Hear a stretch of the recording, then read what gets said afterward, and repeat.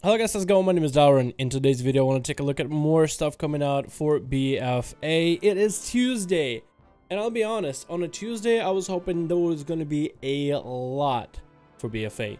Well, there was. It's with what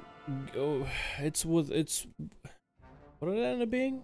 Warfronts. Warfronts were tested. So with me not having the alpha, I can't really test it. I can't really say anything about it.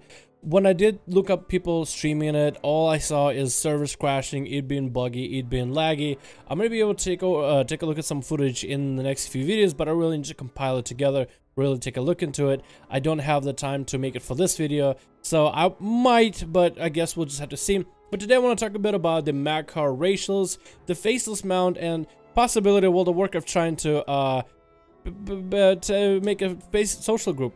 I'm thinking I'm gonna use World of Warcraft and the new social engine to finally accomplish my goals of making a Dalaran cult. And I ask of you, all of you, to join me, and I'll explain you how you can do that at the end of the video. Finally, we have at least some information regarding Magha Oryx. With them pushing back the Zandalari, all we have are images of what the abilities and the racials will look like, the passives and one or two or however many active abilities we would get. But instead, they're swapping them out with Magha Oryx because they don't want to have trolls in all the druid forms without Kulturan and their druid forms to get a little bit of that faction envy.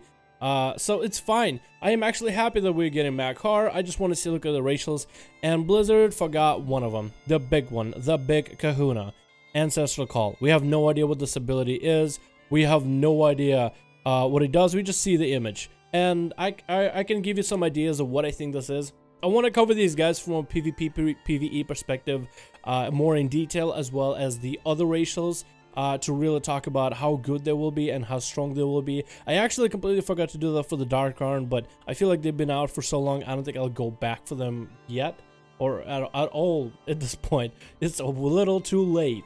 But take a look at the racials we have, the ones that we have available, and take a look at if they're any good. Open Skies increases mount speed by a percentage, and I think the exact percentage is no idea. So it increases mount speed by a certain percentage. I'm guessing maybe 2%. It looks like number 2 and number percent, so I'm gonna guess that's what it is. That one is actually kind of interesting. Mount speed increase in a way that's pretty good for PvP. Yes and no. I mean, if you technically want to look at it like, yes, in BG you'll be the guy that will be able to mount up on your mount, run to the flag faster, maybe cap it. With that alone, Death Knights and Paladins already win because their mount speed is that much faster, like by 15 or 10% or 5% more. So 2% mount is movement speed increase isn't that much, but it's a cool racial. I like the idea that there's movement speed increases. I think that's kind of cool, and it'll be great for questing.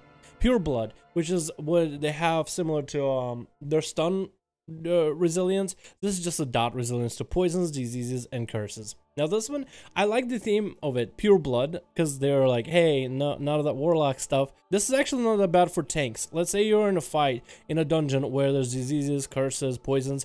They last less on you. Technically, you take less damage. And I guess you can technically say that with a DPS class that gets dotted up, also less damage.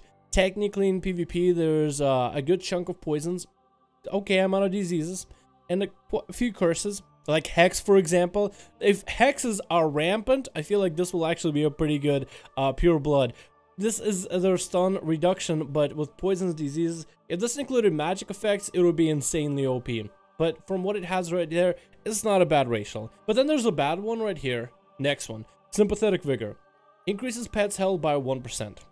Now, if you're a hunter, and I guess if you're a beast mastery and want to solo a lot of content, 1% extra health to your pet directly is not terrible. Not, I guess, the worst, but in a dungeon, in a BG, in a raid, in most cases, your pet isn't the guy tanking. Your pet having more health is nice, let's say if he just gets whacked by an ability, but aren't pets like resilient to AoE, so it's not like they will die in an AoE, or they really shouldn't die to mechanics unless a mob just turns around and smacks the pet right in the face. If they could be warlocks, they could use the ability where they would use a portion of their pet's health to put a bubble on themselves, 20% of, let's say, pet's health for 200% worth of bubble. Pet having more health would have been nice, would have actually contributed to the bubble, would have had a nice synergy to it. But here you don't really get that. I don't really know if there's actually uses for this racial, just sympathetic vigor. I'm trying to analyze this racials from what I have right now. I can only guess Ancestral Call is going to be the big one. That's going to be the judge whether this is going to be really, really strong for PvE or PvP or not as strong. I want to take a guess what Ancestral Call might be. I think it will actually call NPCs. How many racials do we have where you actually summon an NPC? I feel like with just about every single not MMORPG, but role-playing games, there's usually some kind of a racial or a class. It's all about summoning things, not like a beast mastery, but like you summon a companion to fight for you for a short time. That would actually be awesome. Imagine you're an orc, right? You're going into combat, you do Ancestral Call, you summon a couple of ghosties to also beat up on your enemy. You stun the enemy, get your ghosties out, then maybe it will whack the enemy a couple times, maybe pop a slow, maybe they will put a debuff on them. I think that'd be really, really cool.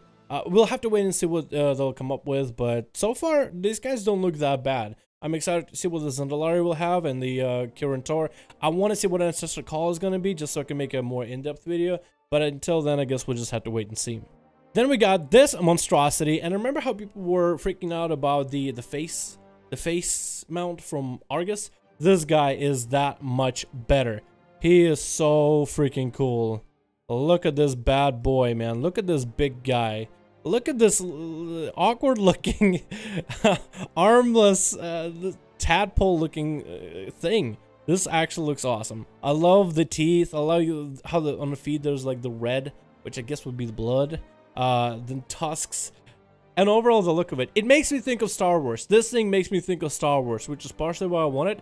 But also, if you don't think of Star Wars, this thing just looks vicious and brutal, and I love it. Some people, I think, don't like what Blizzard has done with some of the mounts. They look maybe a little too scary, but kind of like how the face mount from Argus. But I honestly love this. Whoever is the guy or the girl or chair within 2018, I'm trying to include everybody. Whoever is the person designing these things, they got a sick mind, and I want to dive into that mind pretty deep. I want to see what else they got, because these are some of the greatest ideas.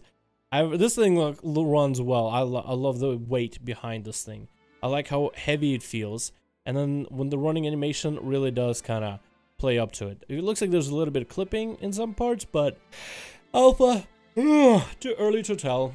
And finally, Blizzard are gonna be introducing the in-game communities tab. Apparently, when you queue into dungeons, from what I've seen on the alpha build, you can actually get in a group call with other people in your dungeon. Imagine just joining the group and everybody is like, hey, you can join a call. You guys can just join together and play. You can talk, discuss strats. You join in. It's like, hey guys, how's it going? And then you just hear the tank like, hey guys, what's up? This is my first time in this. That'll be the funniest shit ever. Dude, will be so toxic. Blizzard, why are you doing this? I hope the Blizzard is not going to introduce like, hey, you join dungeon. Would you want to join? Imagine joining LFR and the gloriousness that is LFR. Imagine joining that, and it's just, hey, you're joining LFR. Would you like to join the group? In the group call, and you're like, sure. And let's say everybody is in there, and then you go in, and everybody's like, oh, you mother, get the out of here, you mother. What are you doing? Oh, you're so trash at this game, you dumb. Get out of here. This is glorious. This is glorious. One of the more functional abilities of it, though, is to eventually be able to construct your own guilds and communities. So I think, obviously, I'm going to be probably utilizing this, maybe kind of sort of. I already use Discord, so I don't really know if I would really ever need this. But what I do like about it is the customizability. You have the Tides of Vengeance, Rated BG team. You know, it looks like it's going to be, again, early alpha UI. Don't know if this will actually look this way, but this would be nice. I don't like the idea of just having to always open up Battle.net and then join the call, which I only use like with 2 people. But the rest of the stuff I use is with Discord. So I guess Blizzard is just trying to keep people from leaving World of Warcraft by adding all the functionalities of Discord in World of Warcraft. Why would you want to use Discord? Why would you want to play any other games? Stay playing World of Warcraft. Here's your Discord. Have fun. Don't leave. Ever. So I think it's a great strategy for Blizzard. I think it's about time. I don't know about the chat functionality. I really hope they don't do like, hey, you want to join LFR? You want to join the call? Maybe if you join like LFG groups where it's like a guild and they're like, hey, voice is required, join the group, hey, but like join just a dungeon or LFR. or a BG for that matter, and ask you, hey, you want to join the group? That would be the fucking best of just listening to some dude who's defending the flag over at farm on Arathi Basin, and the whole time you guys are just trying to strategize, you can just hear him munching on goldfish or something, just crunch, crunch, crunch into the microphone. I think it'll be absolutely the best experience. Now I want this to be a thing. Imagine the content you can make out of it, dude. This is actually gold. Or probably the worst idea ever. Blizzard will decide, or the community really will. Anyway, that's about it that I have for the day, guys. Thanks so much for coming by and watching this video. I really hope I had more for the Magha Oryx, but there's really not a lot there yet. So I guess we'll just have to wait and see. As soon as we have the other racial, I really do want to make a structured video for them. To really discuss them. But what are your thoughts on everything we got so far? I stutter too much. It's late, so I'm gonna go. Thank you so much for watching. Hope you enjoyed. Let me know your thoughts about Magha.